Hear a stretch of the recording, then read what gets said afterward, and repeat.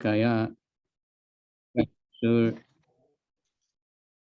Unrilitam Rena Tasmai Shri Gurave Namaha Shri Chaitanya Manobhistam Stapitam Yena Bhutale Swayam Rupa Kadamayam Dadati Swapadantikam Nama Om Vishnu Padaya Krishna Prastaya Bhutale Srimate Bhakti Vedanta Swaminiti Namine Namaste Saraswati Devi Gauravani Pacharane Nirvisesha Shunyavadi Paschatya Desatarane Vanchakalpa Trubhyascha Kripa Sindhu Bhyevacha Patitanam Pavanebhyo Vaishnavebhyo Namaha Namo Mahavadhanaya Krishna Prema Pradayate Krishnaya Krishna Chaitanya Namani Gora Tushe Namaha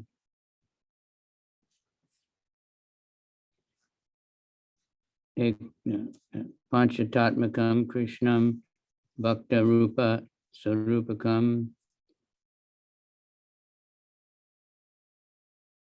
He Krishna Karuna Sindhu Dinabandhu Jagatpate Gopesha Gopika Kanta Radha Kanta Namostute.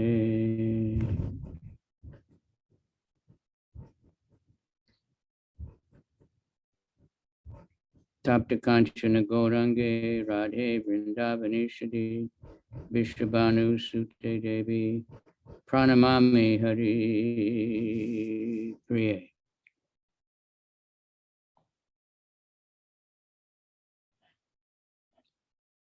Okay, Srimad Bhagavatam 3:543.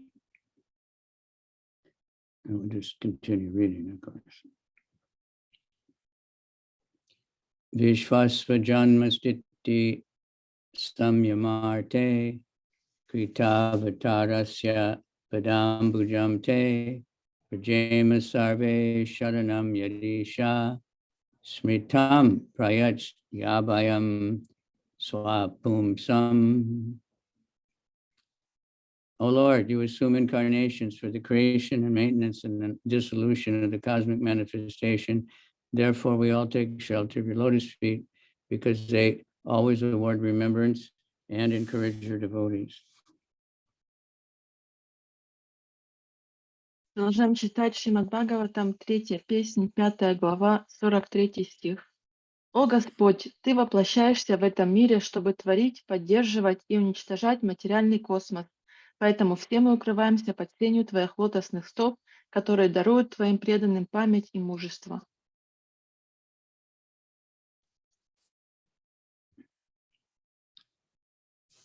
For the creation, maintenance, and dissolution of the cosmic manifestation, there are 3 incarnations: Brahma, Vishnu, and Shiva.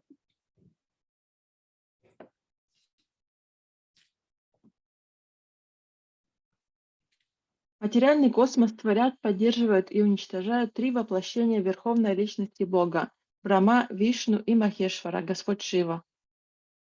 They are the controllers or masters of the 3 modes of material nature, which cause the phenomenal manifestation. Vishnu is the master of the mode of goodness. Brahma is the master of the mode of passion. Maheshwara is the master of the mode of ignorance. There are different kinds of devotees according to the modes of nature. Persons in the mode of goodness worship Lord Vishnu. Those in the mode of passion worship Lord Brahma. And those in the mode of ignorance worship Lord Shiva. All 3 of these deities are incarnations of the Supreme Lord Krishna because he is the original Supreme Personality of Godhead. Here the demigods directly refer to the lotus feet of the Supreme Lord and not to those of the different incarnations. The incarnation of Vishnu in the material world is, however, directly worshipped by the demigods. It is learned from various scriptures that the demigods approach Lord Vishnu, the ocean of milk, and submit their grievances whenever there is some difficulty in the administration of the universal affairs. Although Lord Brahma and Lord Shiva are incarnations of the Lord, they worship Lord Vishnu, and thus they are also counted amongst the demigods and not as the Supreme Personality of Godhead. Persons who worship Lord Vishnu are called demigods, and persons who do not so are called asuras or demons. Vishnu always takes the side of the demigods, but Brahma and Shiva sometimes take the side of the demons. It is not that they become one in interest with them, but sometimes they do something in order to gain control over the demons.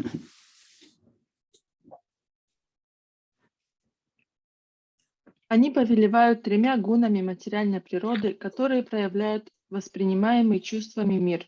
Вишну повелевает гуной благости, Брахма – гуной страсти, а Махешвара – гуной невежества. Различный характер влияния гун определяет существование разных типов преданных. Люди, пребывающие в благости, поклоняются Господу Вишну. Те, на кого оказывает влияние гуна страсти, Господу Брахме, а находящиеся в гуне невежества становятся преданными Господа Шивы. Все три божества являются воплощениями Верховного Господа Кришны, ибо Он – изначальная Верховная Личность Бога, и полубоги говорят здесь о лотосных стопах самого Верховного Господа, а не Его воплощении. Однако непосредственным объектом поклонения для полубогов является воплощение Вишну в материальном мире. Из священных писаний мы узнаем о том, что когда возникают какие-либо проблемы в управлении Вселенной, полубоги приходят к Господу Вишну, возлежащему в Молочном океане, чтобы поведать ему о своих трудностях.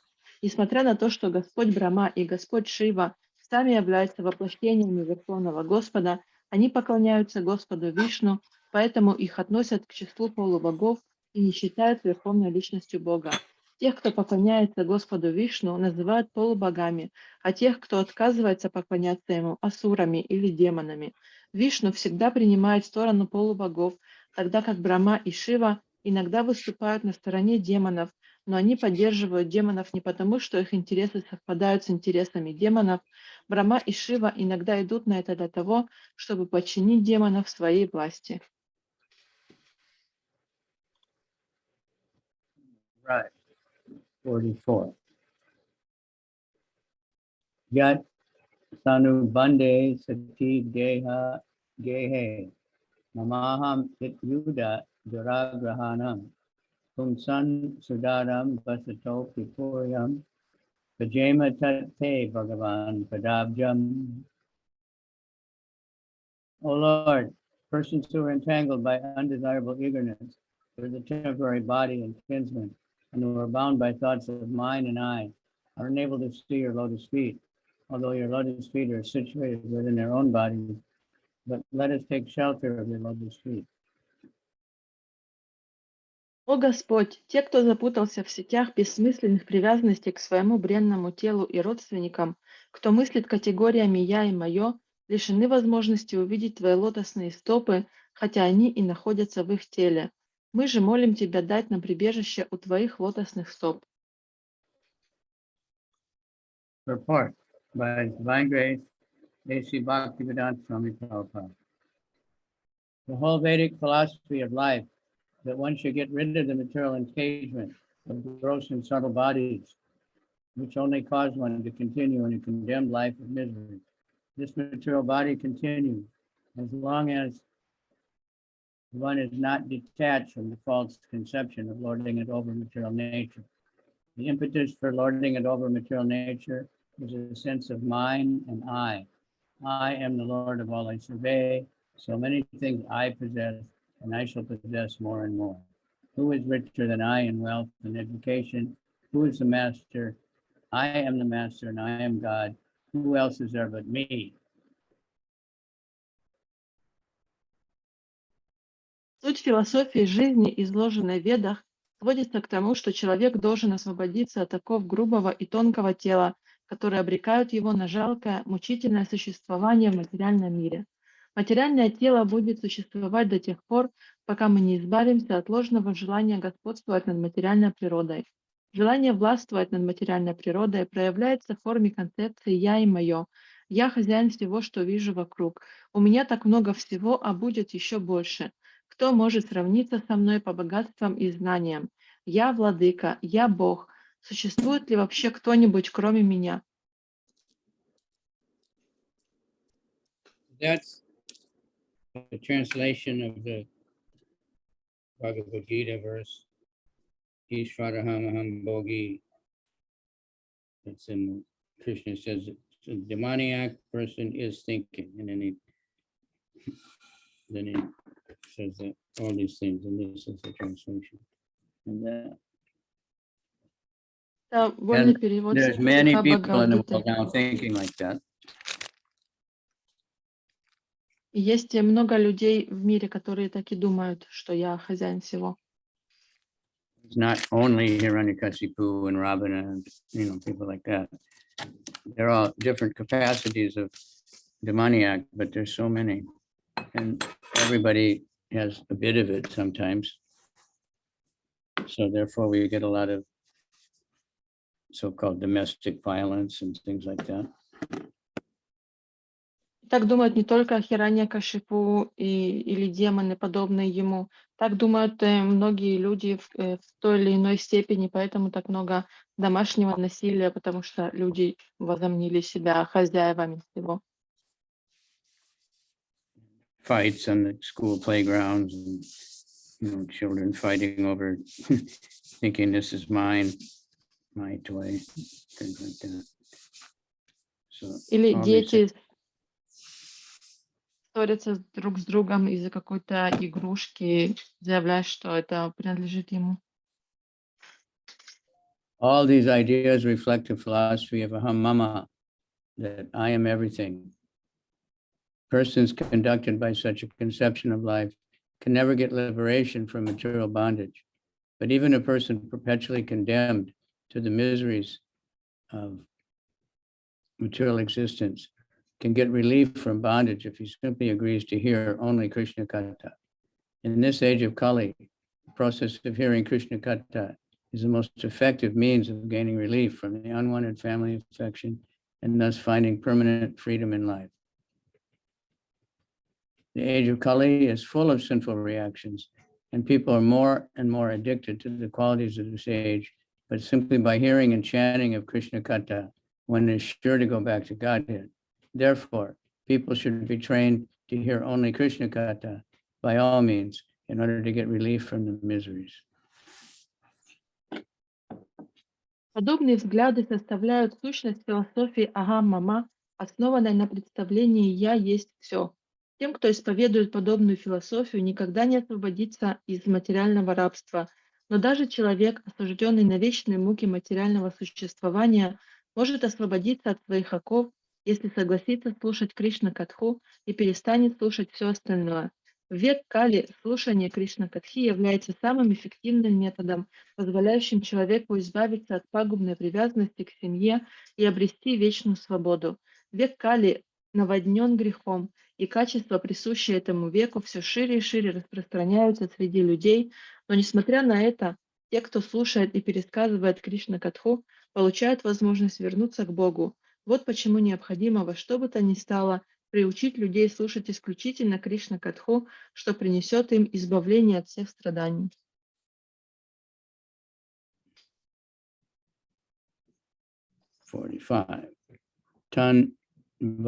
Tambohi yasad pritibir akshabir ye para ritantar manasa paresha atona pasyan yanu yurugaya nunam yete padan yasa vilasa laksha.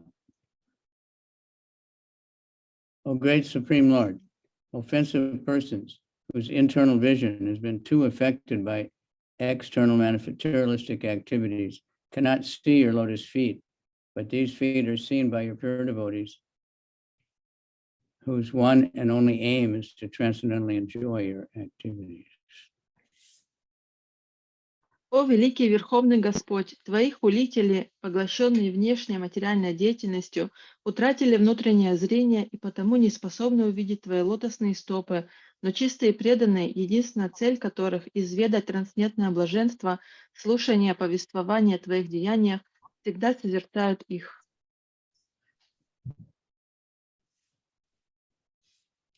Report. As stated in Bhagavad Gita, 1861, the Lord is situated in everyone's heart. It is natural that one should be able to see the Lord within himself, at least within himself. But that is not possible for those whose internal vision has been covered by external activities.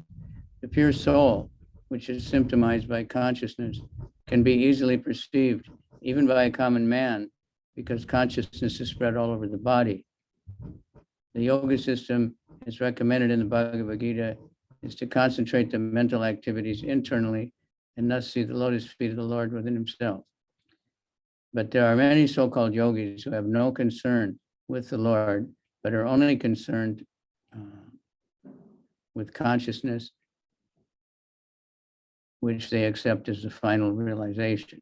Such realization of consciousness is taught in the Bhagavad Gita within only a few minutes, whereas the so-called yogis take continuous years to realize it because of their offenses at the lotus feet of the Lord. The greatest offense is to deny the existence of the Lord as separate from the individual souls, or to accept the Lord and the individual soul as one and the same.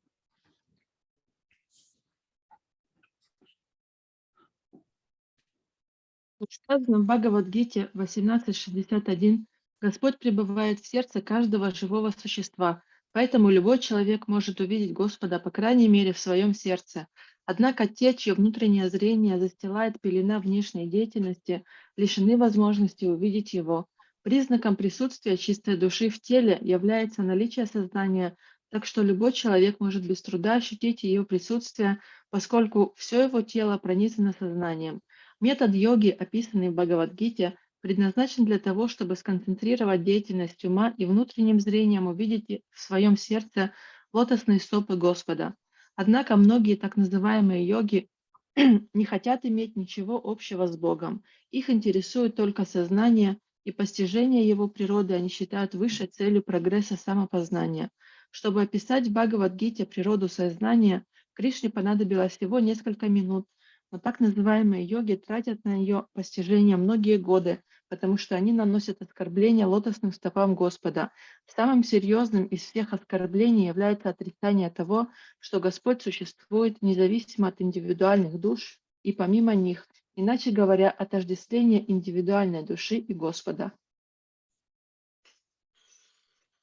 The impersonalists misinterpret the theory of reflection, and thus they wrongly accept the individual consciousness as the supreme consciousness.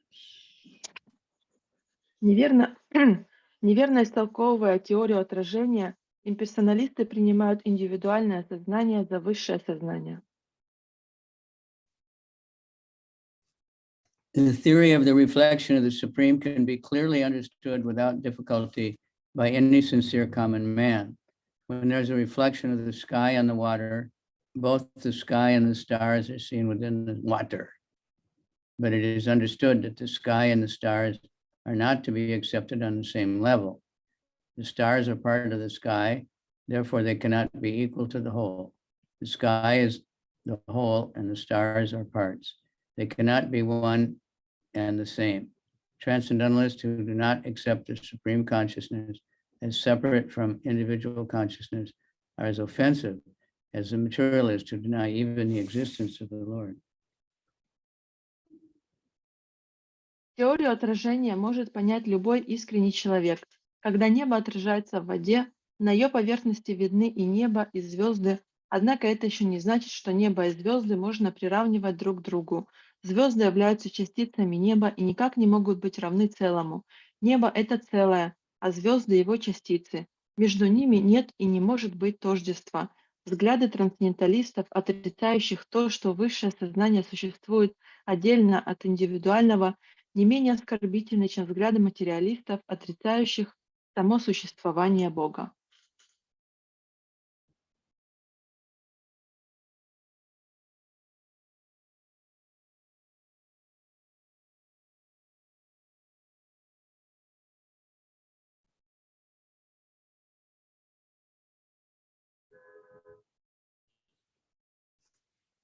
Such offenders cannot actually see the lotus feet of the Lord within themselves, nor are they even able to see the devotees of the Lord.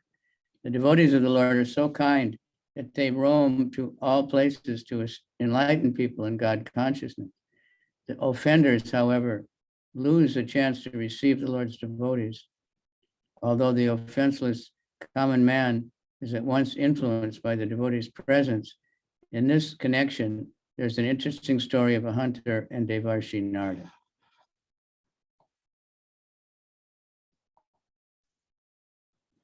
Те, кто совершает подобное кощунство, не способны увидеть Господа в своем сердце, как не видят они даже его преданных. Преданные Господа столь милостивы, что странствуют по всему миру, неся людям свет сознания Бога. Но те, кто оскорбляет Бога, лишают себя возможности получить благо от общения с преданными Господа, тогда как обычный человек, не наносящий таких оскорблений, сразу же ощущает на себе влияние присутствия преданного. Иллюстрацией тому может служить история об охотнике и Деварши Нараде.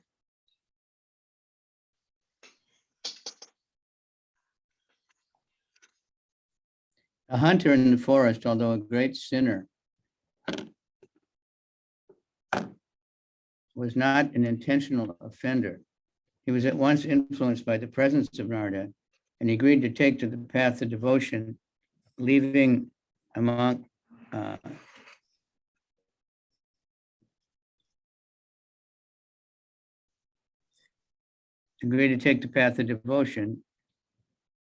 leaving aside his hearth and home.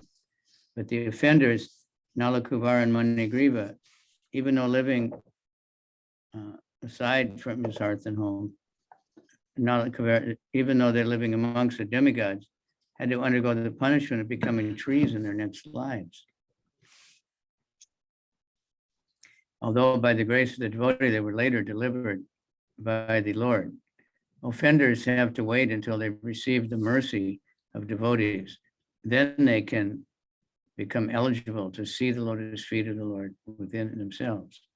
But due to our offenses and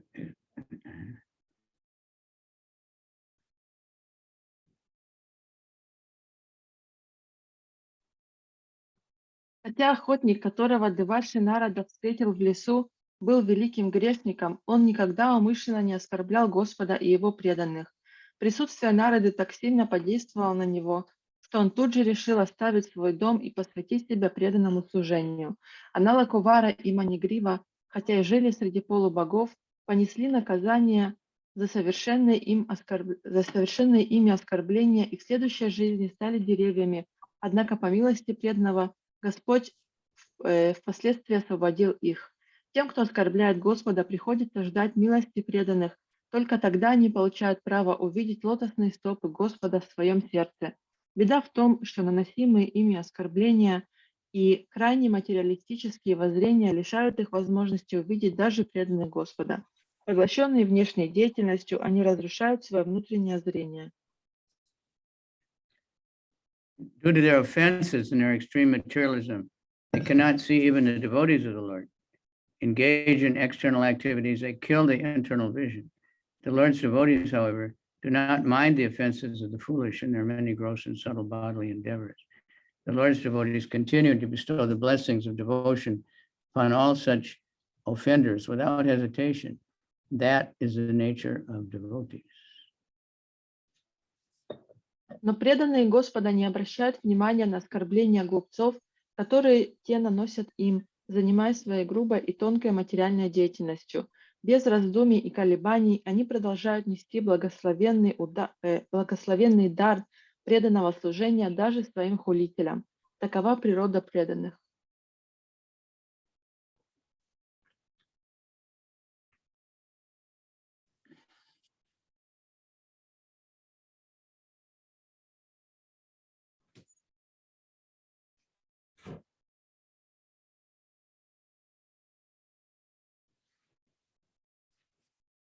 How do the devotees of the Lord bestow benedictions, give blessings, you know? А как преданные Господа раздают этот дар, они благословляют. Because most of us would, either pretending to be humble or actually humble, will say, well, how can I give blessings? I'm nobody. Большинство из нас либо притворяются смиренными, либо на самом деле смиренные. Но как я могу дать кому-то благословение? Я никто. But that we have blessings, we have the holy name, we can distribute that. All we have to do is just chant and let people hear it. То есть они так думают. Но у нас есть святое имя, и мы можем раздать его всем, пусть люди его слышат. То есть это и есть благословение, которое мы можем дать другим. We have the books, blessings. У нас есть книги, это также благословение. We have prasadam. У нас есть прасад. That's how we can give blessings. We give those things. Таким образом, мы можем раздавать благословение, можем раздавать эти вещи, которые у нас есть. And we want to take them also, take advantage of the blessings we've been given. Association of devotees is a major blessing. И также мы можем получить эти благословения и ценить их, такие как, например, общение с преданными. Это также благословение. Sometimes we don't appreciate it, but Иногда мы не ценим это. But when we have a nice big kirtan party or sankirtan, then we can understand, I think. Но когда у нас приходит большая вечеринка с киртаном, то мы можем по-настоящему это оценить. Okay.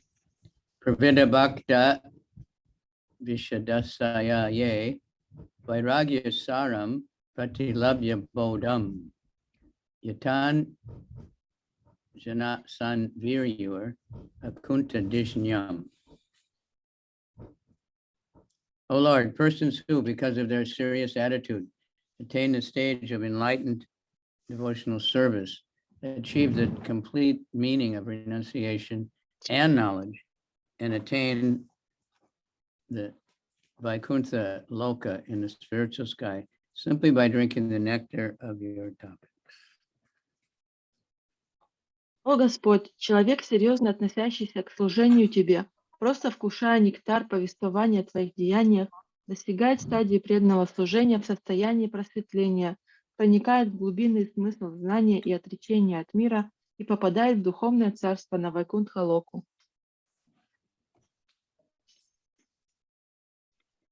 Report the difference between the impersonalist mental speculators and the pure devotees of the Lord is that the former pass through a miserable understanding of the absolute truth at every stage, whereas the devotees enter into the kingdom of all pleasures, even from the beginning of their attempt.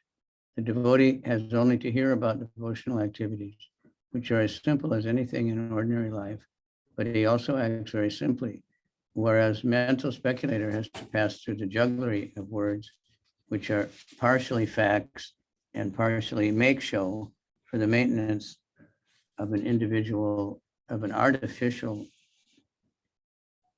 knowledge. The impersonalist attains merging into the impersonal oneness of the Brahma Jyoti of the Lord, which is also attained by the enemies of the Lord, simply because of their being killed by him. The devotees, however, attain to the highest stage of knowledge and renunciation and achieve the Vaikuntha Lokas, the planets in the spiritual sky. The impersonalist attains only the sky and does not achieve any tangible transcendental bliss, whereas the devotee attains to the planets of real spiritual life, prevails with a serious attitude, the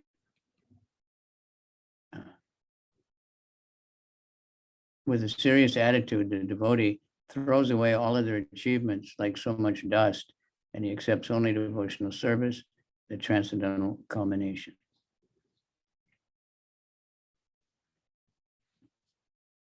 Разница между философами-имперсоналистами и чистыми преданными Господа состоит в том, что для первых процесс постижения абсолютной истины мучителен на любом из его этапов, тогда как перед преданными уже в самом начале открываются врата царства всех наслаждений.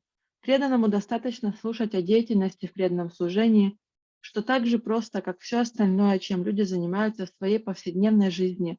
Философу же приходится продираться сквозь дебри слов, часть которых соответствует истине, а часть необходима только для того, чтобы сохранить надуманную концепцию имперсонализма. Несмотря на огромные усилия, направленные на то, чтобы обрести совершенное знание, имперсоналисты в конце концов погружаются в безличное брамаджоти Господа, куда попадают также враги Господа, которые достигают этого состояния просто благодаря тому, что погибают от Его руки. Но преданные, которым открывается глубинный смысл знания и отречения от мира, попадают на Вайкунтха-Локи, планеты духовного неба. Имперсоналист достигает только неба, не обретая при этом подлинного трансцендентного блаженства, тогда как преданные попадают на планеты, где кипит настоящая духовная жизнь. Серьезный преданный отбрасывает словно мусор все прочие блага и принимает только преданное служение, являющееся вершиной трансцендентной деятельности. So back to that, that other verse was talking about knowledge and renunciation. That's also in the first canto. So we see things very consistently repeated throughout the Bhagavatam. Slightly Мы different. вернемся к предыдущему стиху, где говорится о знании и отречении. Мы можем видеть, что на протяжении всего Бхагаватам многие вещи повторяются, такие как знание и отречение. Vasudeve Bhagavati Bhakti Yoga Prayojita Jnana Jai Vairagya. You get knowledge and renunciation automatically by rendering service to the Lord. Говорится, что с помощью преданного служения Господу вы получаете знание и отречение автоматически. The impersonalists are trying to get knowledge and renunciation, but by speculation, they never get it. Имперсоналисты пытаются получить знание и отречение с помощью спекуляции, но таким образом они никогда не смогут его получить. And it will come automatically if one just serves Krishna. Это придет автоматически к тому, кто просто служит Кришне. Under proper guidance, of course. Конечно, имеется в виду под правильным руководством. 47. Tatapare chatma samadhi yoga balena jitva prakritim balishtam twameva dira purusham vishanti te sham shama shan not to say vayate. Others who are pacified by means of transcendental self-realization and have conquered all the modes of nature by dint of strong power and knowledge, also enter into you. But for them, there's no such pain. Whereas a devotee simply discharges devotional service and thus feels no such pain.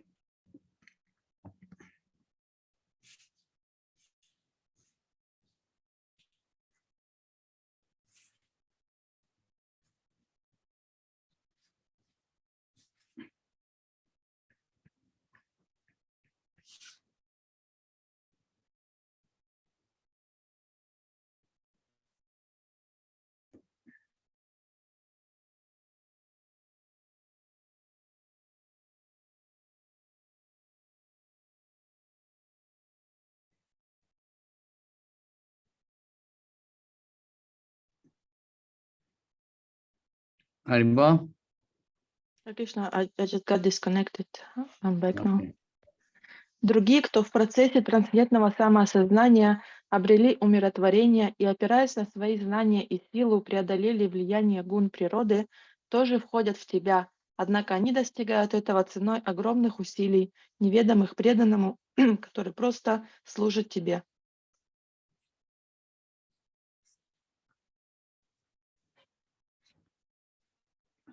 In terms of labor and love,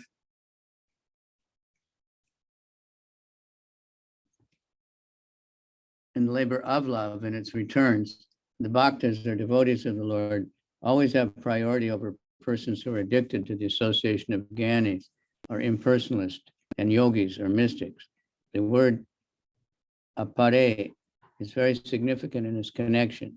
Others refers to the gyanis and yogis who whose only hope is to merge into the existence of the impersonal Brahmajyoti.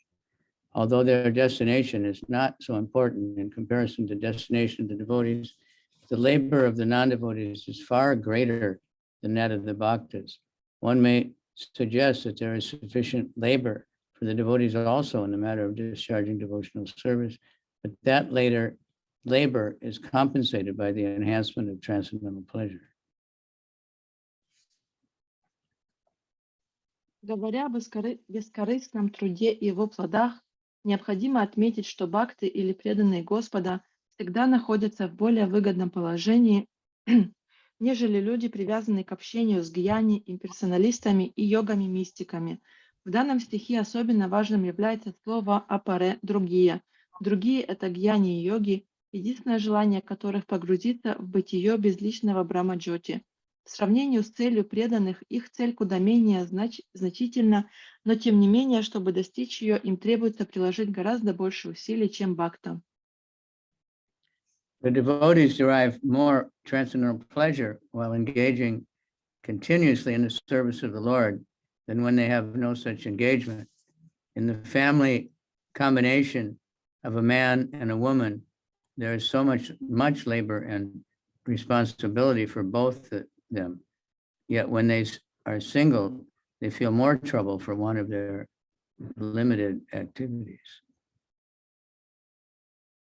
На это могут возразить, что преданное служение – это тоже труд, и немалый. Однако труд в преданном служении с лихвой окупается постоянно возрастающим трансцендентным блаженством, которое он приносит. Когда преданные, не покладая рук, служат Господу, они испытывают больше удовольствия, чем тогда, когда лишаются возможности заниматься служением. Когда мужчина и женщина живут вместе, им приходится много работать и нести ответственность друг за друга, но разлучаясь, они чувствуют себя гораздо хуже от неудовлетворенной потребности в совместных действиях. The union of the impersonalists and the union of the devotees are not on a par.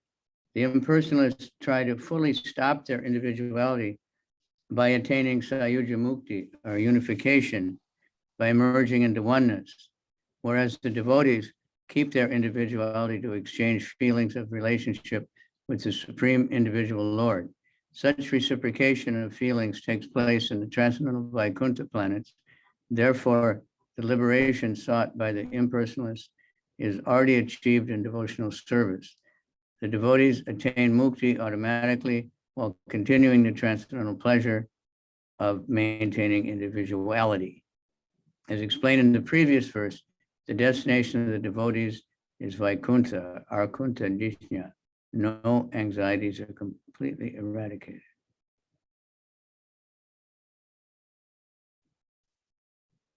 Единение, которого ищут имперсоналисты, и единение, к которому стремятся преданные, это совершенно разные вещи. Имперсоналисты пытаются уничтожить свою индивидуальность и обрести саюджья мукти, то есть раствориться в едином целом, тогда как преданные сохраняют свою индивидуальность, чтобы обмениваться эмоциями во взаимоотношениях с верховным индивидуальным существом Господом. Подобный обмен чувствами происходит на планетах Вайкунтхи, и таким образом преданные, не прилагая к этому никаких дополнительных усилий, достигают того освобождения, к которому стремятся имперсоналисты. Мукти само приходит к преданным, сохраняющим свою индивидуальность в процессе исполненного трансцендентного блаженства служения Господу. One should not mistake the destination of the devotees and that of the impersonalists to be one and the same. The destinations are distinctly different, and the transcendental pleasure derived by the devotee is also distinct from chinmatra, or spiritual feelings alone. Как было сказано в предыдущем стихе, преданные попадают на Вайкунтху или Акунтха-Дишню, в мир, где царит покой. Было бы ошибкой считать, будто имперсоналисты и преданные достигают одной и той же цели. Результаты, которых добиваются и те, и другие, также отличаются друг от друга, как трансцендентное блаженство преданного отличается от чин-матры, выхолощенных духовных эмоций имперсоналиста.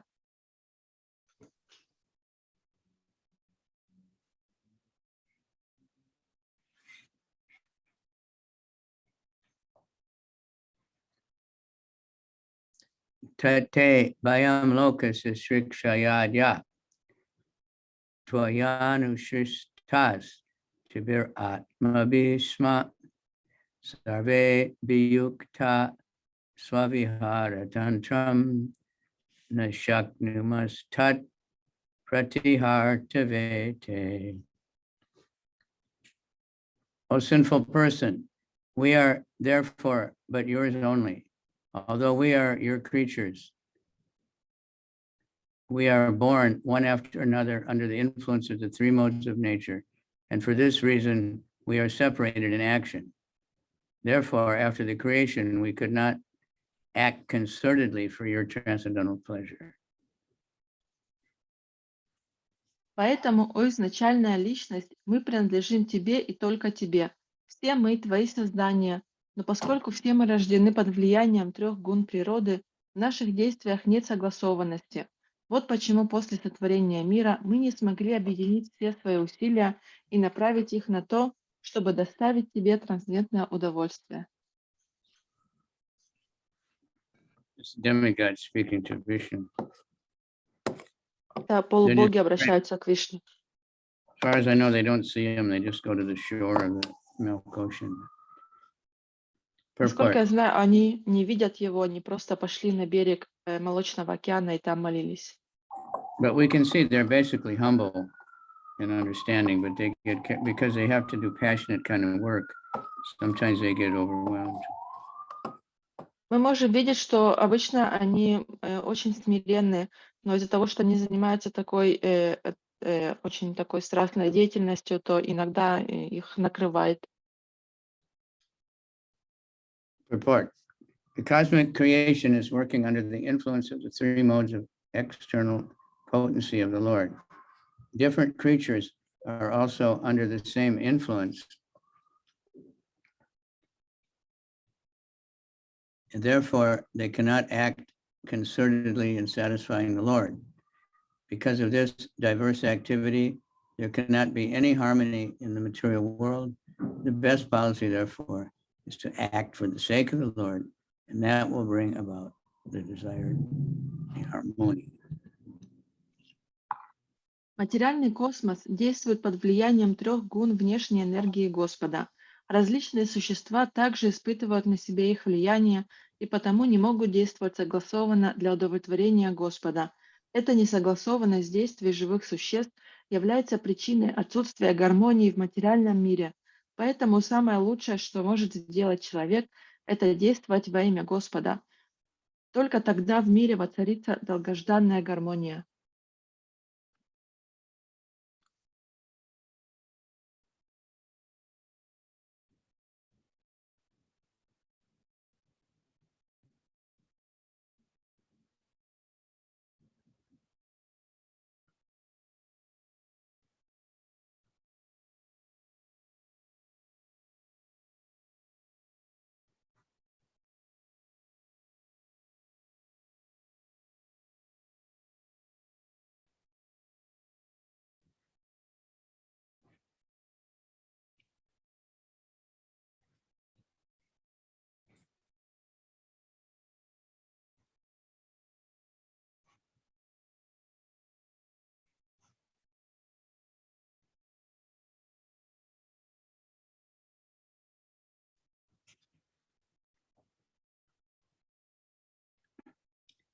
Yavad balim teja haramakale yatabayam chana madama yatra yatobayesham taimehi loka balim harantonam udantyanu.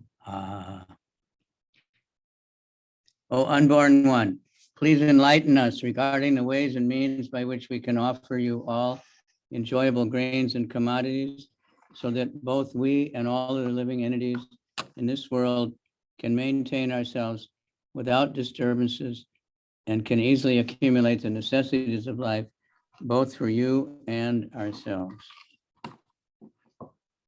О нерожденный, поведай нам о том, как предлагать тебе имеющееся у нас зерно и другие продукты, чтобы мы и другие живые существа, населяющие мир, жили, не ведая забот, и без труда получали все необходимое для тебя и для нас самих. Purport. Developed consciousness begins from the human form of life and further increases in the forms of the demigods living on higher planets. The earth is situated almost in the middle of the universe, and thus the human form of life is situated between the life of the demigods and that of the demons. The planetary systems above the earth are especially meant for the higher intellectuals called demigods. They are called demigods because although their standard of life is far advanced in culture, enjoyment, luxury, beauty, education, and duration of life, they are always fully God conscious.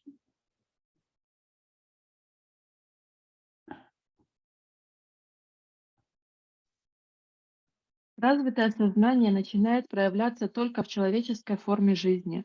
В еще большей степени оно присуще полубогам, обитающим на высших планетах Вселенной. Земля расположена почти посередине Вселенной, и человек находится на промежуточной ступени эволюции между полубогами и демоническими формами жизни. Планетные системы, находящиеся над Землей, населяют высокоразвитые существа, которых называют полубогами. Их называют так потому, что, несмотря на гораздо более высокий, чем у людей, уровень культуры, роскоши, красоты и образования, более продолжительную жизнь и большие возможности для наслаждений, они всегда находятся в полном сознании Бога. What verse is that? It's 49. You read the whole purport? No, just half of the first paragraph. Long one, yeah. That's what I bumped my mouse and skipped it. And your camera is off. Such demigods are always ready to render service to the Supreme Lord because they are perfectly aware of the fact that every living entity is constitutionally an external subordinate servitor of the Lord. They also know that it is the Lord only who can maintain all living entities.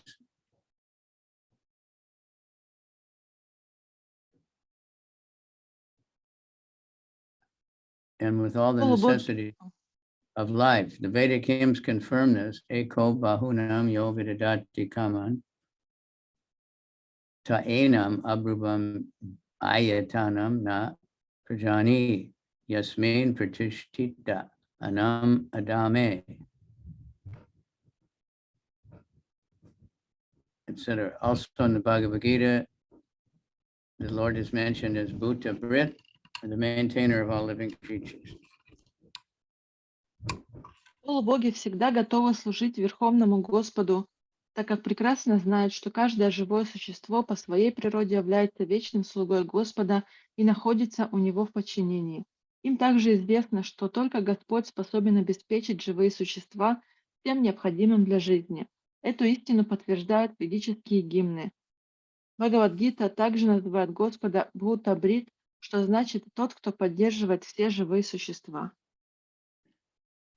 The modern theory that starvation is due to an increase of population is not accepted by the demigods or the devotees of the Lord.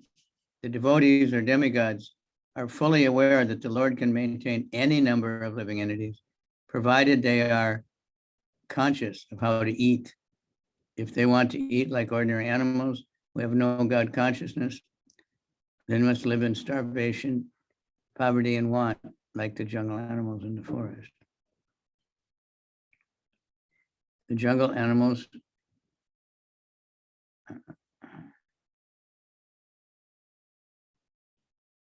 Полубоги и преданные Господа отвергают распространенное в наше время представление о том, что причиной нехватки продовольствия в мире является перенаселенность Земли. Им хорошо известно, что Господь способен прокормить любое количество людей, при том условии, что они питаются правильно. Если же люди хотят есть как животные, лишенные сознания Бога, тогда им придется голодать, жить в нужде и бедности, мало чем отличаясь от обитателей джунглей. The jungle animals are also maintained by the Lord in their respective foodstuffs, but they are not advanced in God consciousness. Similarly, human beings are provided with food, grains, vegetables, fruits, and milk by the grace of the Lord. But it is the duty of the human beings to acknowledge the mercy of the Lord. As a matter of gratitude, they should feel obliged to the Lord for their supply of foodstuffs, and they must first offer him food for sacrifice and then partake of the remnants. Животных в джунглях Господь тоже обеспечивает всем необходимым, но они не обладают развитым сознанием Бога. Подобно этому, людям милосердный Господь дает зерно, овощи, фрукты и молоко, однако они обязаны отблагодарить Господа за оказанную им милость. Они должны чувствовать себя обязанными Господу, который кормит их, и в знак благодарности предлагать Ему всю приготовленную пищу, а затем только вкушать остатки. In the Bhagavad Gita 3:13, it is confirmed that one who takes foodstuff after the performance of sacrifice eats real food for proper maintenance of the body and soul, but that one who cooks for himself and does not perform any sacrifice eats only lumps of sin in the shape of food. Such sinful eating can never make one happy or free from scarcity. Famine is not due to increase in population, as less intelligent in economy.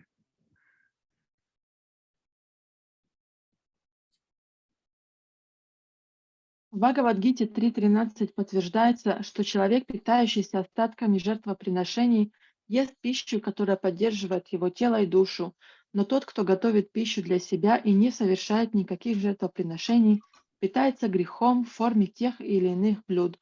Такая греховная пища никого не может сделать счастливым и обрекает человека на нужду. Famine is not due to an increase in population, as less intelligent economists think. It is due to the ingratitude of human beings. When human society is grateful for all his gifts for the maintenance of the living entities, there is certainly no scarcity of want in society.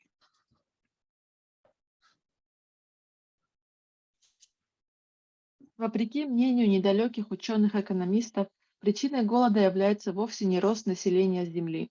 Когда люди выражают Господу признательность за Его дары, благодаря которым живые существа поддерживают свое существование, они ни в чем не знают нужды и им не грозит голод. Но тот, кто не осознает подлинной ценности даров Господа, обрекает себя на голод и нужду. Люди, не обладающие сознанием Бога, какое-то время могут жить в достатке, пожиная плоды своих прошлых благочестивых деяний. Но если они забыли о своих отношениях с Господом, то по неумолимым законам материальной природы они когда-нибудь непременно будут голодать. Только те, кто живет в сознании Бога и посвящает себя преданному служению Господу, могут уклониться от карающей десницы материальной природы. So we see again how here Prabhupada is so many times mentioning this overpopulation myth. Поэтому здесь мы можем видеть еще раз, как Шрила Прабхупада, как и много других раз, говорит о том, что этот миф о перенаселении Земли, что является причиной голода, это на самом деле миф. То есть At that time, they were promoting birth control very strongly and telling everybody there's too many people, and that's why there's, problems in the world.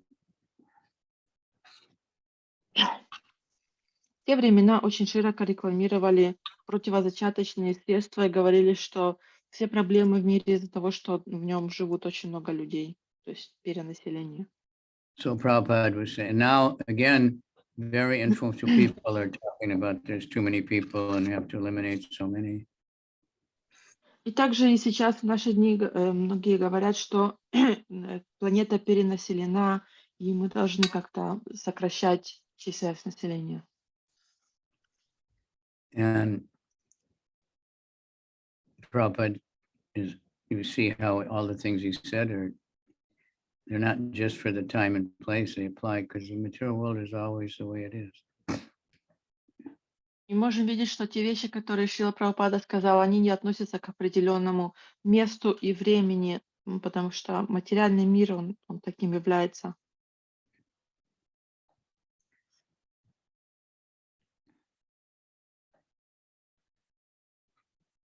But you need good people who are thankful to the Lord, not people who are greedy and miserable. Then even if you put in a big place a few greedy, crazy people, they'll fight. It'll be a Нам bad нужно, нам нужно как можно больше хороших людей, которые благодарны Господу, а не плохие, жадные люди. И если вы поместите несколько таких жадных, плохих людей в одном месте, то они обязательно будут друг с другом сражаться.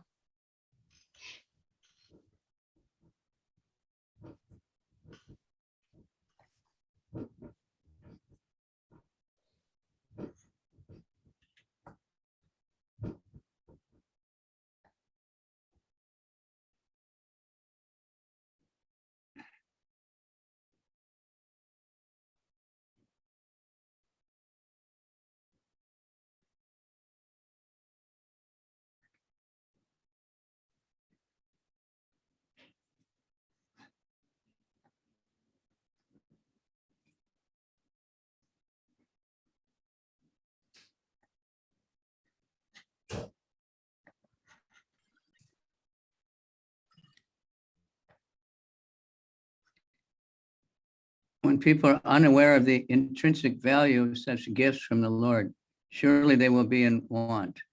A person who has no God consciousness may live in opulence for the time being due to his past virtuous acts. But if he forgets his relationship with the Lord, certainly he must await the stage of starvation by the law of the powerful nature. One cannot escape the vigilance of the powerful material nature unless he leads a life of God conscious.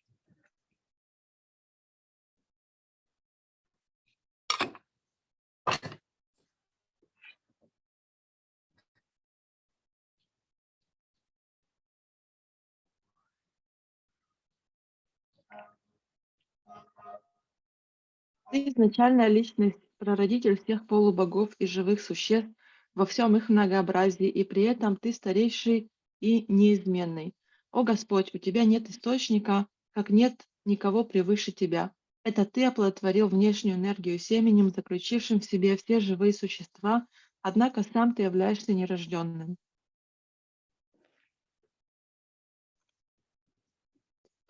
One cannot escape.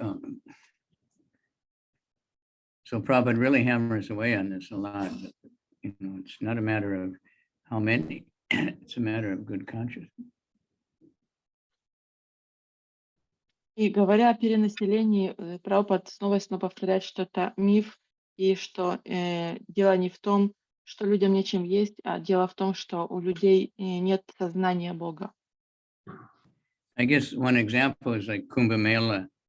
So many people crammed into the same small area, living in tents, and millions of people trying to take bath at the same spot at the same time. But there's never any riots, there's never, trouble there. Можно взять, к примеру, Кумба Мелу, туда собираются миллионы людей, и не десятки людей там хотят окунуться в одном и том же месте, и там очень тесно, яблоку негде упасть, но там нет никаких ссор, никаких побоищ, то есть все нормально происходит мирно. Because they're in some sort of spiritual mood, they come there for devotion and everybody's behaving nicely. Потому что там у всех духовное сознание, они приходят туда с преданностью, и все ведут себя порядочно. I was really surprised when I went to the first Kumbh Mela. Я был очень удивлен, когда я попал на первую Кумбамелу. It was a small one, only 6 million people. Она была такая небольшая, там было всего лишь 6 миллионов людей. But it's in India, but everything was spotlessly clean. All the roads were clean. There was no trash anywhere. Everybody was peaceful. Everybody could get whatever food or firewood or whatever they needed, water, toilets, everything was working. Несмотря на то, что это в Индии, но там все было чисто, дороги были почищены, нигде не было мусора, и все получали все необходимое, там, еду, дрова, все, что им нужно было. So it just shows the government, they know how to do it, but normally they don't do it. То есть это подтверждает то, что правительство, оно умеет это делать, но они просто этого не делают. But it's due to the consciousness of the people going to Kumbh Mela, they're all in a religious mood.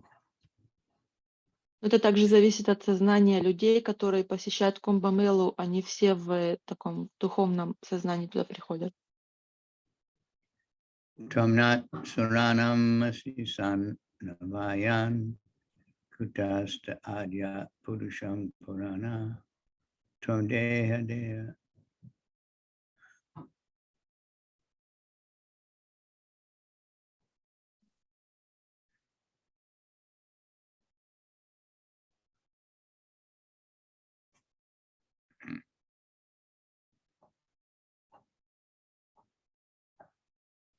Hare Krishna.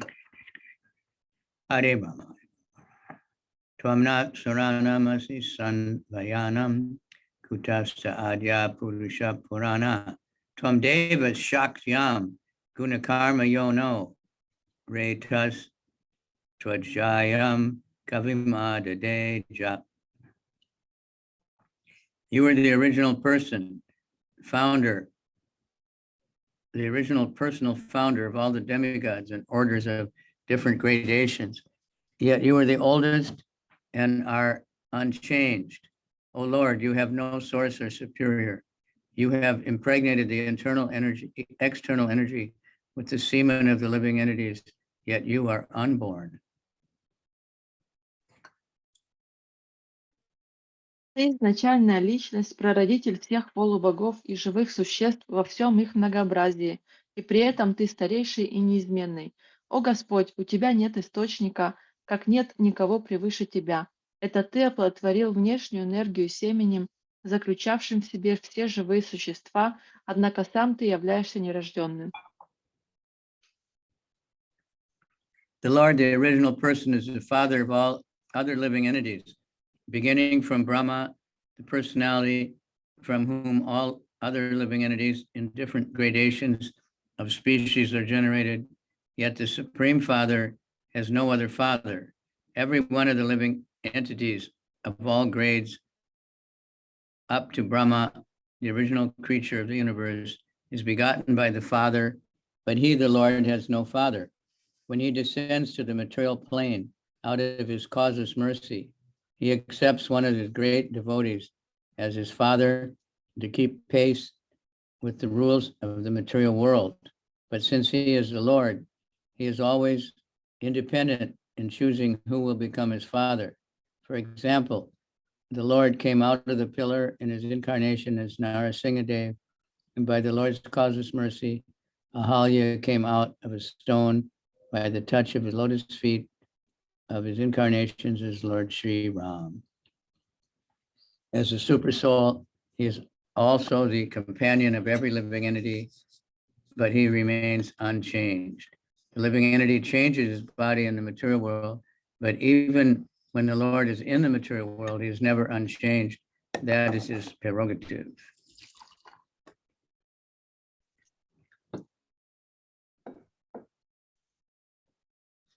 Господь, изначальная личность, является отцом всех прочих живых существ, начиная с Брамы, полубога, который произвел на свет все живые существа во всем многообразии их видов. Однако у самого Господа, являющегося Верховным Отцом, Отца нет. У каждого живого существа во всех видах и формах жизни, вплоть до Брамы, первого существа, появившегося в этой вселенной, есть Отец. Но у Господа его нет. Нисходя в материальный мир, он по своей беспричинной милости позволяет одному из своих великих преданных стать его отцом, чтобы соблюсти законы этого мира. Но, будучи Господом, он ни от кого не зависит в выборе своего отца. Например, воплотившись в образе Нарисимхадевы, Господь явился из колонны, а Ахалья по беспричинной милости Господа возникла из камня, которого коснулись лотосные стопы его воплощения Господа Шри Рамы.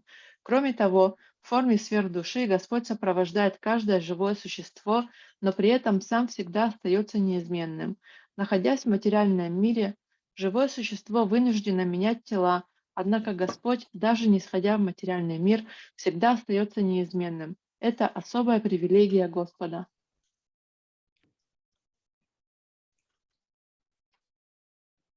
Prerogative. The Lord can do whatever he wants. As confirmed in the Bhagavad Gita 14.3, the Lord impregnates the external material energy, and thus the living entities later come out in different gradations, beginning from Brahma, the first demigod, down to the insignificant ant. All gradations of living entities are manifested by Brahma and the external energy, but the Lord is the original father of everyone. Therefore, the relationship of every living being with the Supreme Lord is certainly one of son and father, and not one of equality. Sometimes out of love, the son will become more than the father, but the basic relationship of father and son is one of superior and subordinate. Every living entity, however,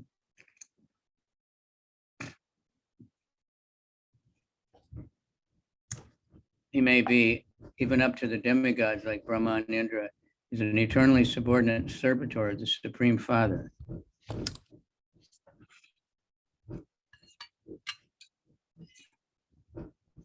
В Гите 14.3 также подтверждается, что Господь оплодотворяет внешнюю материальную энергию, в результате чего на свет появляются живые существа во всем многообразии их видов, от Брамы, первого полубога, до ничтожного муравья. Все виды живых существ создает Брахма вместе с внешней энергией, но изначальным отцом всех обитателей Вселенной является Господь.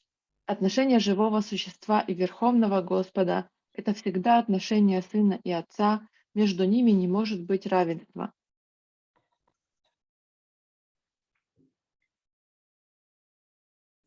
The Mahatattva principle is the generating source of all the modes of material nature and the living entities.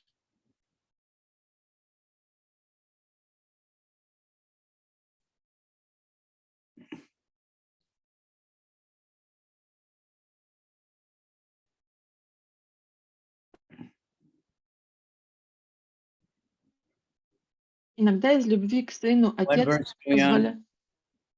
It's 50. 50? Yeah.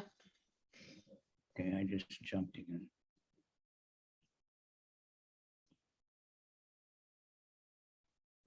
The Lord, the original person, the father of all entities, beginning from Brahma, the personality from whom all living entities in different gradations of species are generated. Yet the Supreme Father has no other father. Every one of the living entities of all grades up to Brahma, the original creature of the universe, is begotten by the Father, but he, the Lord, has no father. When he descends to the material plane, out of his causeless mercy, accepts one of the great devotees as his father to keep pace with the rules of the material world. But since he is the Lord, he is always independent in choosing who will become his father.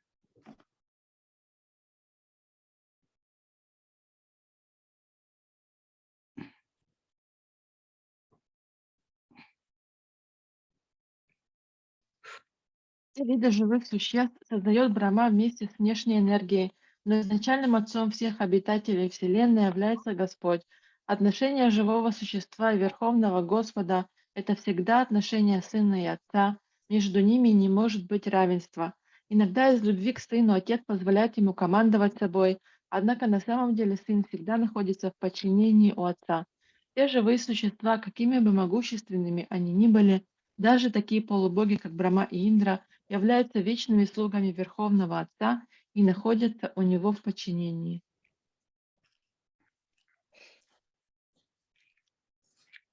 For example, the Lord came out of a pillar in his incarnation as Narasimhadev. By the Lord's causeless mercy, Ahalya came out of a stone by the touch of his lotus feet of his incarnation as Lord Ram. As the supersoul, he is also the companion of every living entity, but he remains unchanged. The living entity changes his body in the material world, But even when the Lord is in the material world, he's never unchanged. That is his prerogative. Oh, we read that already. Yeah.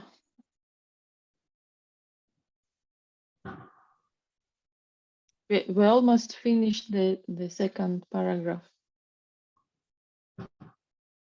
Stopped at the Mahatattva. Therefore, the relationship of every living entity with the Supreme Lord is certainly one of son and father, and not one of equality. Sometimes out of love, the son will become more than the father. But the basic relationship of father and son is one of superior and subordinate. Every living entity, however great he may be, even up to the demigods like Brahma and Indra, is an eternally subordinate servitor of the Supreme Father.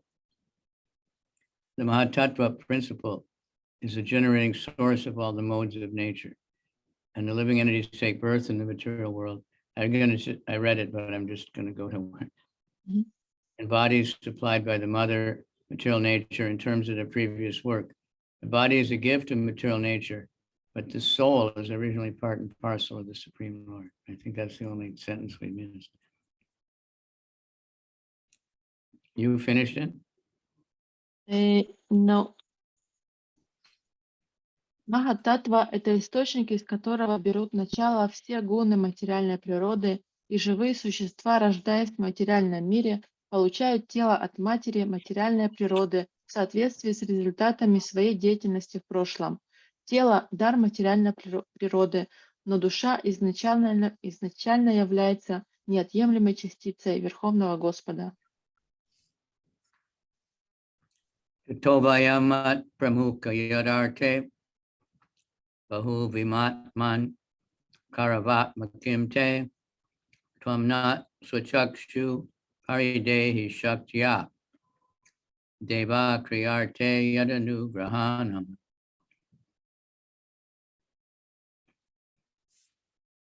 O Supreme Self, please give us, who were created in the beginning from the Mahatattva, the total cosmic energy, your kind directions on how we shall act.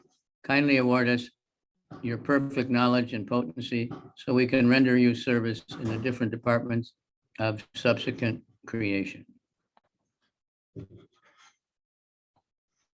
О высшая душа, укажи нам, первым из сотворенных существ, вышедшим из Махаттаттвы, совокупной космической энергии, как мы должны действовать. Будь милостив, дай нам свое совершенное знание и надели могуществом, чтобы мы могли служить Тебе в различных сферах будущего творения. The Lord creates the material world and impregnates the material energy with the living entities who will act in the material world. All these actions have a divine plan behind them.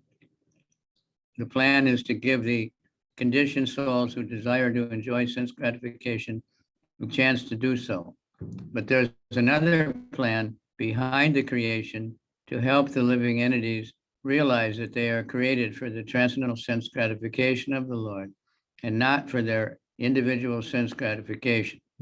This is the constitutional position of the living entities. The Lord is one without a second, and he expands himself into many for his transcendental pleasure.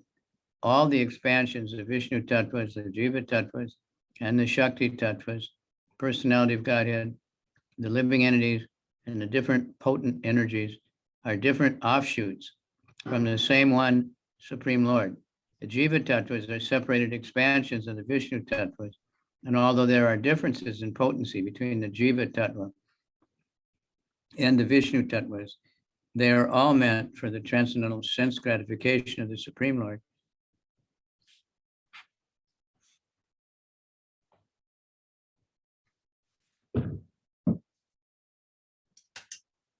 Господь создает материальный мир и оплодотворяет материальную энергию, помещая в нее живые существа, которым предстоит действовать в материальном мире. Все это происходит в соответствии с его планом, но он заключается в том, чтобы дать обусловленным душам возможность изведать чувственные наслаждения, которых они так жаждут. Однако сотворение мира преследует еще одну цель – помочь живым существам осознать, что они созданы не для удовлетворения собственных чувств, а для того, чтобы удовлетворять трансцендентные чувства Господа.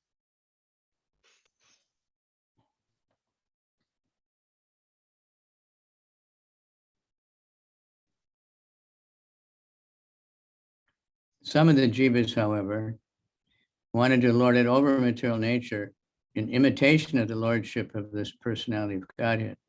Regarding when and why such propensities overcome the pure living entities, it can only be explained by the jiva tattvas have infinitesimal independence, and that due to misuse of this independence, some of the living entities have become implicated in the conditions of the cosmic creation and are therefore called nitya baddhas, or eternally conditioned souls. Такова природа живых существ. Господь один, и во всем творении нет никого, кроме Него. Он распространяет себя в мириады форм ради собственного трансцендентного удовольствия. Все экспансии Господа, Вишну-татвы, Джива-татвы и Шакти-татвы, личностные экспансии Бога, живые существа и различные потенциальные энергии, суть многообразные эманации и проявления единого Верховного Господа. Джива-татвы являются отделенными экспансиями Вишну-татв, но несмотря на разницу в возможностях, те и другие созданы для того, чтобы доставлять Верховному Господу трансцендентное удовольствие. Однако некоторые дживы захотели господствовать над материальной природой, подражая личности Бога. Касаясь вопроса о том, когда и почему подобное желание завладело живыми существами, можно сказать только, что джива-татвы наделены ограниченной независимостью, неверно распорядившись ею. Некоторые живые существа попали в ловушку материального мира, и с тех пор их называют нитья-бадами, вечно обусловленными душами. The expansions of Vedic wisdom give the nitya baddhas, the conditioned living entities, a chance to improve, and those who take advantage of such transcendental knowledge gradually regain their lost consciousness of rendering transcendental loving service to the Lord. The demigods are amongst the conditioned souls who have developed this pure consciousness of service to the Lord, but who at the same time continue to desire to lord it over the material nature. Such mixed consciousness puts a conditioned soul in the position of managing the affairs of the creation. The demigods are entrusted leaders of the conditioned souls, as some of the old prisoners in government jails are entrusted with some responsible work of prison management. So the demigods are improved conditioned souls acting as representatives of the Lord in the material creation.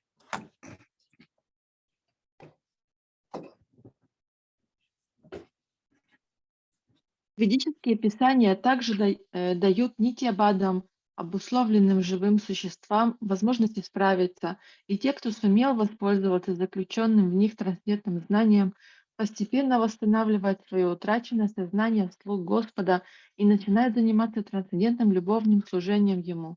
Полубоги относятся к категории тех обусловленных душ, которые развили в себе чистое сознание служения Господу, но при этом не до конца избавились от стремления господствовать над материальной природой.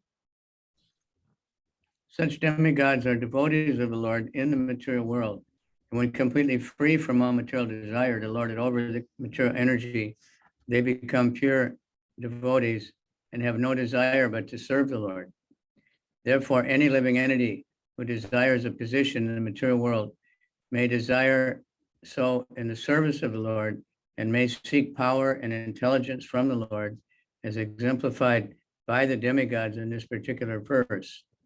One cannot do anything unless he is enlightened and empowered by the Lord. The Lord says in Bhagavad Gita 15:15, Matak smritya gyanam apohanam cha. All recollections, knowledge, etc., as well as all forgetfulness, are engineered by the Lord, who is sitting within the heart of everyone. The intelligent man seeks the help of the Lord, and the Lord helps the sincere devotees engage in his multifarious services.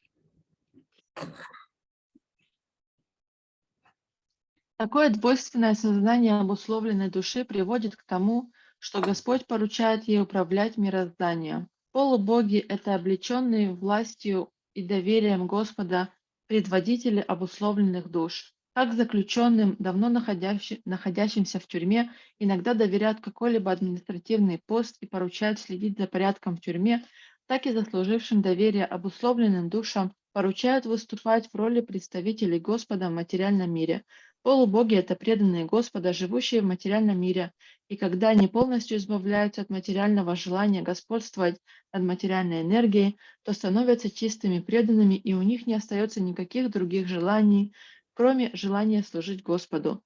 Поэтому всякое живое существо, стремящееся занять высокое положение в материальном мире, может связать это желание со служением Господу и, по примеру полубогов, молить Господа наделить его необходимым для этого могуществом и разумом. The demigods are entrusted by the Lord with creating different species of living entities according to their past deeds. They are herein asking the favor of the Lord for the intelligence and power to carry out their task. Similarly, any conditioned soul may also engage in the service of the Lord under the guidance of an expert spiritual master, and thus gradually become freed from the entanglement of material existence. Spiritual master is the manifested representative of the Lord, and anyone who puts himself under the guidance of the spiritual master and acts accordingly is said to be acting in terms of Buddhi Yoga, as explained in the Bhagavad Gita.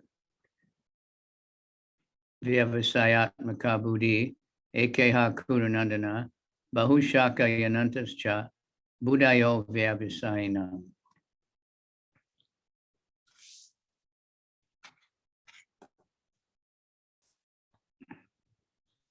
Само по себе, без помощи Господа, живое существо ни на что не способно.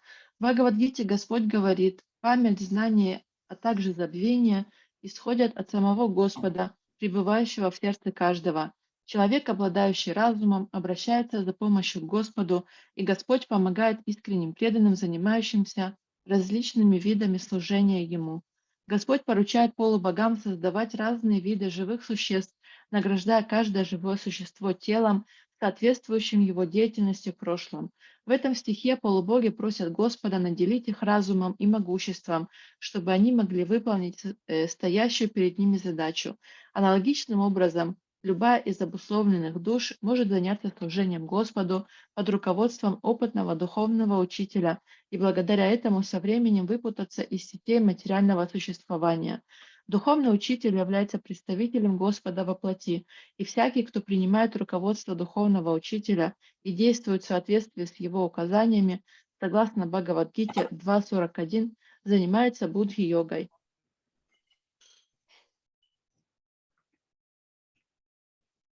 It's interesting that they didn't put the translation for that verse, but it's a famous verse, like all verses. This is a translation for 241. И таков Those стих are on this path are Бхагавад-гиты. resolute in purpose, and their aim is one. O beloved child of the Kurus, the intelligence of those who are irresolute is many-branched. Бхагавад-гита 2.41. Идущие этим путем решительны и целеустремленны, и у них одна цель. О потомок Куру, многоветвист разум тех, кто нерешителен.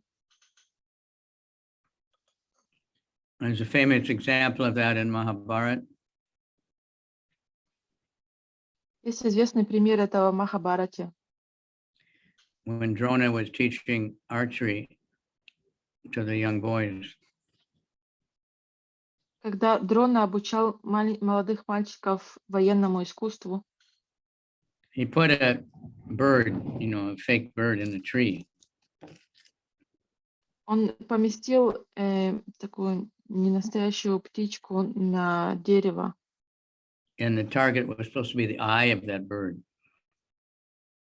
И мишенью должен быть глаз этой птицы. So he called different boys. He'd say, "Do you see the bird?" They say, "Yes." Or, "Do you see the eye of the bird?" They say, "Yes."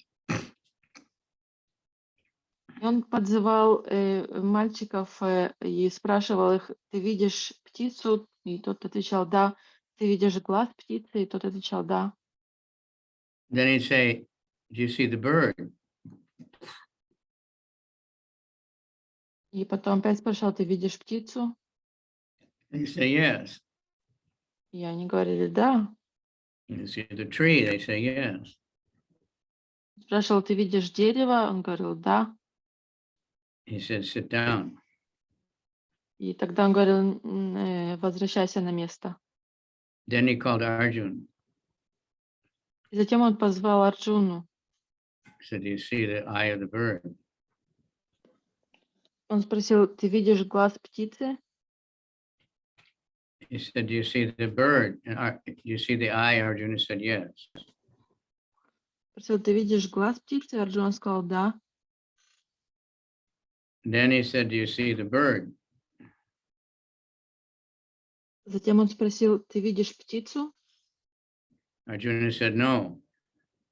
Арджуна сказал, нет. He said, do you see the tree? Тогда он спросил, а ты видишь дерево? Arjuna said, no. Арджуна сказал, нет. So he said, you can shoot. Тогда он сказал, окей, ты можешь выстрелить.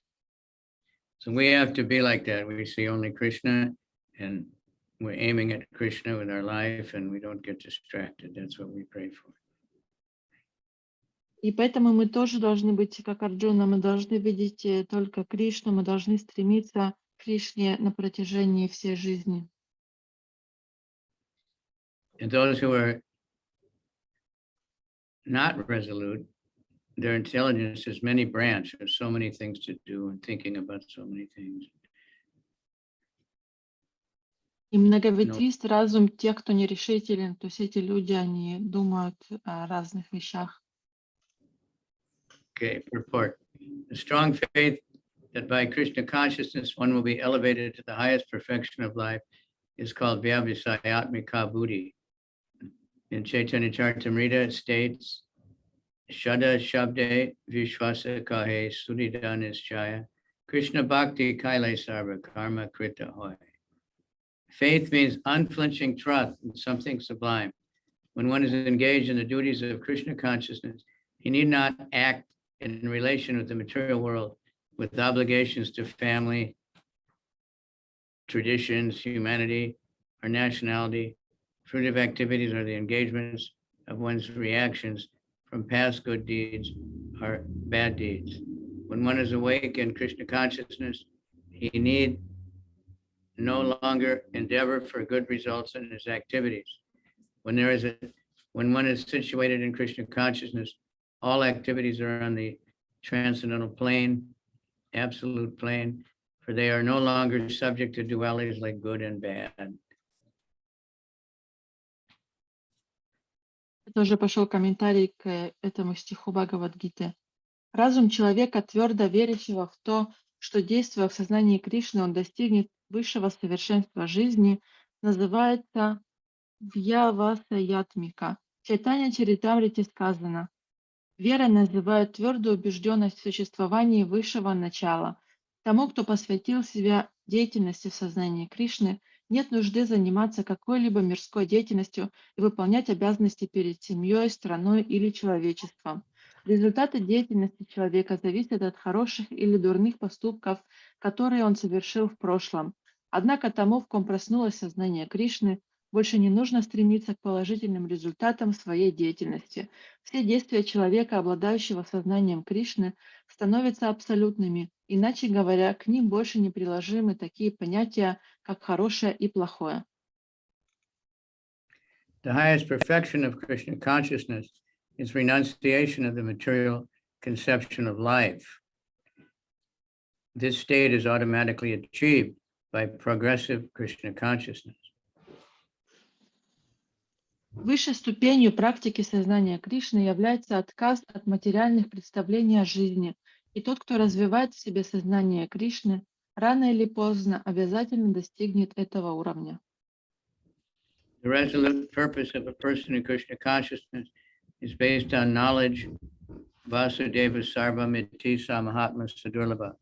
A person in Krishna consciousness is a rare good soul who knows perfectly that Vasudeva or Krishna is the root of all manifested causes. As by watering the root of a tree, one automatically distributes water to the leaves and branches. So by acting in Krishna consciousness, one can render the highest service to everyone, self, family, society, country, humanity, etc. If Krishna is satisfied by one's actions, everyone will be satisfied. Целеустремленность в сознании Кришны основывается на знании. Васудева сарвам ити самагатма судурлаба. Человек, обладающий сознанием Кришны, это поистине редкая душа. Он полностью осознал, что Васудева Кришна является причиной всех причин. Поливая корни дерева, мы поем водой его ветви и листья. И точно так же тот, кто действует в сознании Кришны, приносит высшее благо всем, себе самому, своей семье, обществу, стране и всему человечеству. Если Кришна доволен его действиями, все остальные тоже удовлетворены. Service in Krishna consciousness is, however, best practiced under the able guidance of the spiritual master, who is a bona fide representative of Krishna, who knows the nature of the student and who can guide him to act in Krishna consciousness. As such, to be well versed in Krishna consciousness, one has to act firmly and obey the representative of Krishna, and one should accept the instruction of the bona fide spiritual master as one's mission in life. Srila Vishwanath Chakravarti Thakur instructs us in his famous prayers to the spiritual master as follows. Служить Кришне лучше всего под опытным руководством духовного учителя, истинного представителя Господа, который знает наклонности и способности своего ученика и всегда может подсказать, как правильно действовать в сознании Кришны. Поэтому, чтобы овладеть наукой сознания Кришны, надо действовать с решимостью и беспрекословно подчиняться представителю Кришны, духовному учителю, считая его указания миссией своей жизни. В своих знаменитых молитвах, обращенных к духовному учителю, Шрила Вишванатха Чакраварти Такур дает нам следующие наставления. Yasya prasadat bhagavat prasado, yasya prasada nagati katopi, dayang suvam stasya yashasri sanyam, vande guroshi charanadavindam. By satisfaction of the spiritual master, the Supreme Personality of Godhead becomes satisfied. And by not satisfying the spiritual master, there's no chance of being promoted to the plane of Krishna consciousness. I should therefore meditate and pray for the mercy 3 times daily and offer my respectful obeisances unto him, my spiritual master. Удовлетворяя духовного учителя, мы тем самым удовлетворяем Верховного Господа. Не удовлетворив духовного учителя, невозможно обрести сознание Кришны.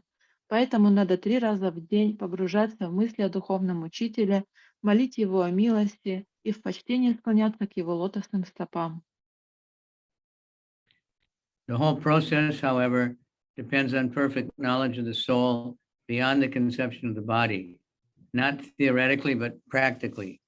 When there is no longer a chance for sense gratification manifested in fruitive activities, one who is not firmly fixed in mind is diverted by various types of fruitive acts. That's the purport of the Bhagavad Gita. Okay. Итак, в основе Then the деятельности down to purport to the 3rd canto, 5th chapter of Srimad Bhagavatam, Vidura's talks with Maitreya.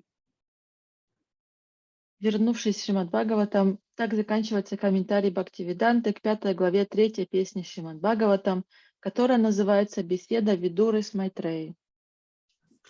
Next is a new chapter, Creation of the Universal Form. Следующая новая глава, 6, которая называется «Сотворение вселенской формы».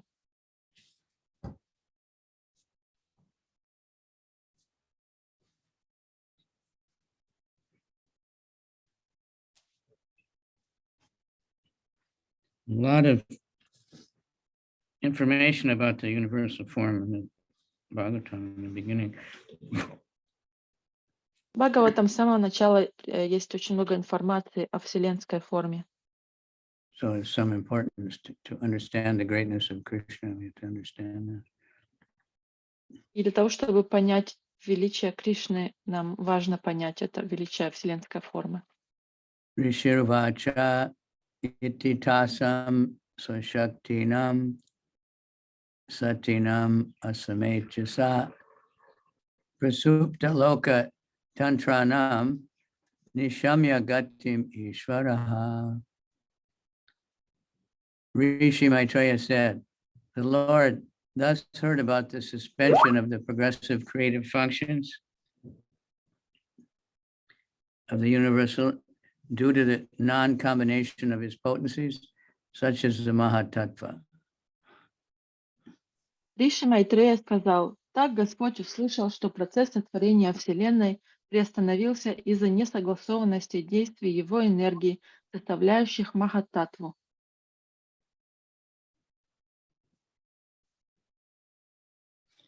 There's nothing wanting in the creation of the Lord. All the potencies are there in dormant state, but unless they are combined by the will of the Lord, nothing can progress. The suspended progressive work of the creation can only be revived by the direction of the Lord. Творение Господа ни в чем нет недостатка. Потенциально в нем присутствуют все энергии. Однако до тех пор, пока воля Господа не соединит их, творение не будет развиваться. Только сам Господь способен снова привести в движение остановившееся в своем развитии творение.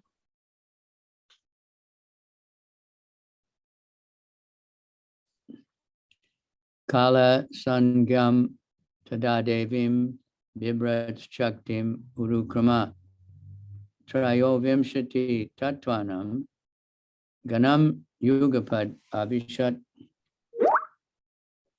Supreme Personality of Godhead simultaneously entered into the 23 elements with the goddess Kali, his external energy, who alone amalgamates all the different elements.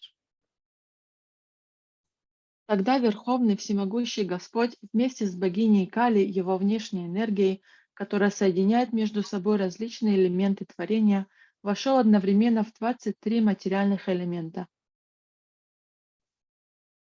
The ingredients of matter are counted as 23, the total material energy, false ego, sound, touch, form, taste, smell, earth, water, fire, air, sky, ears, eyes, nose, tongue, skin, hands, feet, evacuating organ, genitals, voice, and mind. All are combined together by the influence of time and again dissolved by the course of time. Time, therefore, is the energy of the Lord and acts in her own way by the direction of the Lord. Time is a woman. В творении насчитывается 23 материальных элемента. Совокупная материальная энергия, ложное эго, звук, осязаемость, форма, вкус, запах, земля, вода, огонь, воздух, небо, глаза, уши, нос, язык, кожа, руки, ноги, анус, гениталии, речь и ум. Время соединяет их и в назначенный срок вновь разъединяет. Таким образом, время является энергией Господа, и эта энергия действует определенным образом, повинуясь воле Господа. This energy is called Kali and is represented by the dark, destructive goddess, generally worshipped by persons influenced by the mode of darkness or ignorance and material existence. In the Vedic hymn, this process is described as Mula Prakritir Avikritir Mahad Aja Prakriti Viviktaya Sapta Sodashakas Tu Vikaro Na Prakritir Na Vikriti Purushaha. The energy which acts on the material nature is, as the material nature, is a combination of the 23 ingredients, is not the final source of creation. The Lord enters into the elements and applies his energy called Kali in all other Vedic scriptures. The same principle is accepted in the Brahma Samhita. It is stated, Eko Pyasoda Chaitam Jagadanda Koti Yak Chakchar Asti Jagadanda Chayayaranta Andanta Rasta Paramanu Chayanta Rastam Govinda Mari Prusham Tamaha Vijami. I worship primeval Lord Govinda, who is the original personality of Godhead. By his partial plenary expansion, Mahavishnu, he enters into the material nature and then into each and every universe as Garbhodakashayi Vishnu, and then as Chirodakashayi Vishnu into all the elements, including every atom of the matter. Such manifestations of cosmic creation are innumerable both in this universe and individual atoms. Эту энергию называют Кали, и олицетворением ее является темнокожая богиня разрушения, которой поклоняются главным образом люди, находящиеся в материальном мире под влиянием гуны тьмы или невежества. В одном из ведических гимнов процесс, о котором говорится в данном стихе, описан следующим образом. Энергия, действующая как материальная природа и состоящая из 23 элементов, не является первопричиной творения. Господь входит в эти элементы и воздействует на них своей энергией, которую именуют Кали. Этот принцип признают все ведические писания. В Брахма-самхите сказано: «Я поклоняюсь предвечному Господу Говинде, изначальной личности Бога, в форме одной из своих частей, полной экспансии Махавишну. Он входит в материальную природу, затем в образе Гарбхадакашая Вишну в каждую из материальных вселенных, а после этого в образе Кширадакашая Вишну проникает во все элементы, в том числе и в каждый атом материи. Подобным формам Господа в мироздании нет числа, они находятся во всех вселенных и внутри каждого атома».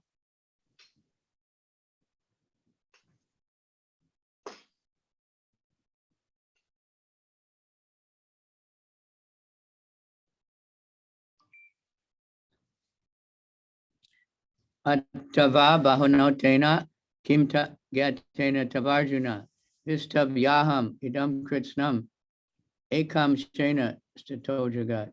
Arjuna, there is no necessity of your knowing about my innumerable energies which act in various ways. I enter into the material creation by my partial plenary expansion, Paramatma, or the super soul, in all the universes and in all the elements thereof. And thus the work of creation goes on. The wonderful activities of material nature are due to Lord Krishna, and thus he is the final cause or the ultimate cause of all causes. О, Арджуна, тебе незачем знать о моих бесчисленных энергиях и многообразных проявлениях их деятельности.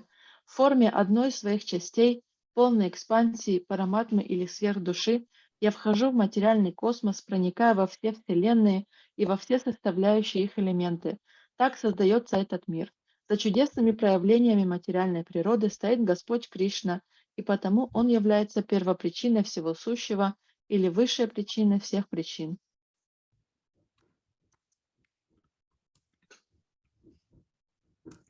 Okay, that's it for today. Any comments or? Сегодня все. Вот есть вопросы, комментарии.